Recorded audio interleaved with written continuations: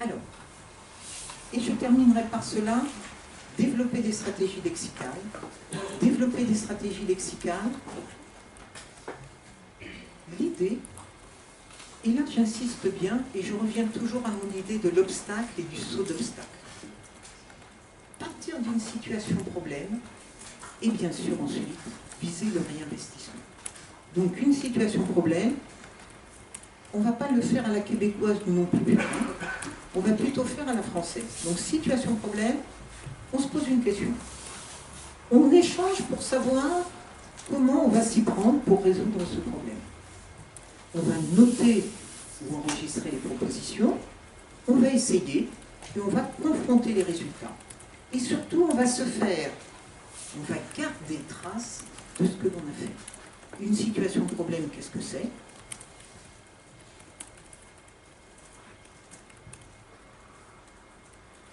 Un exemple. Bill fait toujours très attention lorsqu'il fait du vélo. Mais l'autre jour, il est tombé, il a regardé autour de lui et s'est aperçu que le problème venait d'un grand coup. Il a téléphoné à la mairie pour se plaindre. Un ouvrier a aussitôt été envoyé pour réparer la route. Il est de nouveau possible de faire du vélo en toute sécurité. Qu'est-ce qu'un gronde? Alors ça, c'est une vraie question avec un vrai point d'interrogation qui vous était adressé. Qu'est-ce qu'un gronde? C'est un trou, une racine, un obstacle sur la route, mais vous voyez bien que vous n'avez pas de sens précis, vous ne pouvez pas le définir, mais vous pouvez, grâce au contexte, le comprendre. Vous n'êtes absolument pas gêné dans votre lecture par ce mot. Vous avez mis en place des stratégies immédiates pour essayer de trouver un sens approximatif à ce mot. Il faut être très clair avec les élèves, on ne trouve pas le sens précis du mot, on ira regarder dans le dictionnaire plus tard, et on va déjà trouver un sens qui nous permet de ne pas être bloqué dans notre lecture. Saut d'obstacle. Même chose par exemple, les oiseaux insectivores et frugivores sont des oiseaux en général très vifs et colorés. La principale caractéristique des insectivores est leur bec long et pointu, ainsi de suite. Que signifient ces mots? Vous le savez. Comment trouvez-vous? Voilà, vous les découpez. Il n'y a pas 36 000 stratégies d'élucidation lexicale. Pour trouver un sens proche, approximatif pour un mot que je ne connais pas, je peux. Et j'insiste bien sur l'idée du sens proche. Ne faites pas croire aux élèves que vous trouvez le vrai sens du mot, ce n'est pas.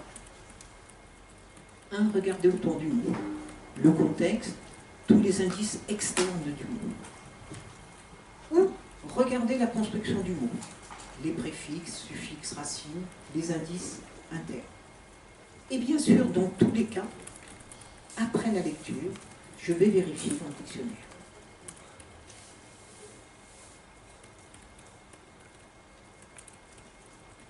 Vous voyez que ce que nous faisons pour le lexique, 3 solutions. 1, je donne le lexique en amont, ce qui va gêner pour que ce ne soit pas une gêne dans la lecture. 2, pendant la lecture, j'explique les mots dès qu'on me les demande. Je les paraphrase comme tout enseignant fait. 3, j'enseigne aux élèves une stratégie d'élucidation, d'éclaircissement lexical qui leur permet de ne pas buter sur le niveau. 4, donc il y a 4 moments, excusez-moi, la 4e moment. Je vais créer des répertoires dans la classe. Des répertoires qui sont des répertoires intelligents, avec les mots dans les phrases. Et vous savez que le lexique ne se développe pas tant en quantité qu'en profondeur. C'est parce que je mets les mots en relation les uns avec les autres que je peux développer mon vocabulaire et mon lexique. Je vous renvoie vers un très bon bouquin de Cellier sur le lexique à l'école élémentaire. C'est un très très bon livre qui justement donne des tas de pistes pour développer le son. Alors les Américains qui comme d'habitude ont tout compris et savent tout mieux que nous, ont défini 5 stratégies efficaces en lecture qui sont à combiner. 1. travailler les mots nouveaux et échanger à leur propos, bien sûr. Et on travaille les mots nouveaux avant, on les définit pendant, mais on les reprend surtout après. Lecture dialoguée, interrogation en cours de narration. On ne s'arrête quand même pas trop sur les mots parce qu'on perd le fil de l'histoire. On définit, on explique les mots nouveaux de manière accessible et contextualisée en fonction de la base de connaissances. Ce qui est important pour les élèves plus jeunes, c'est de relire plusieurs fois les mêmes textes. Et eux ont quantifié, alors bon, au moins 3 ou 4 fois, pour les élèves les plus jeunes, donc relecture des textes, dans lesquels on a rencontré donc des mots qu'on a expliqués. Bien sûr, après, utiliser. Le lexique qui n'est pas utilisé, c'est un lexique qui ne sert plus à rien. Faire raconter, faire jouer, reformuler, théâtraliser, en petits groupes, utiliser le plus possible le lexique qu'on a rencontré. Vous savez, des jeux avec, on va raconter l'histoire, on va systématiquement utiliser 2 mots qu'on a rencontrés. Voilà. Des petits exercices qui nécessitent bien sûr de mettre en jeu. Et intégrer les mots dans toutes les activités de la classe. C'est ce qu'on appelle le transfert, naturellement. Comment choisit-on les mots que l'on travaille? Donc là, je vous ai choisi cela parce que c'est en lien avec la lecture. On prend les mots qui sont importants avec le sens de l'histoire. C'est-à-dire qu'il y a des tas de mots qu'on va laisser tomber. On va prendre ceux qui sont importants, qui sont reliés au thème, parce que vous voyez, le lexique, c'est comme tout le reste, ça se rattache à des connaissances déjà présentes. Donc, si le thème de l'histoire est clair, si l'histoire est bien retenue, les mots nouveaux que l'on va enregistrer, on va les rattacher à cet ensemble de connaissances. Et c'est ce qui va faire la profondeur, bien sûr, du lexique.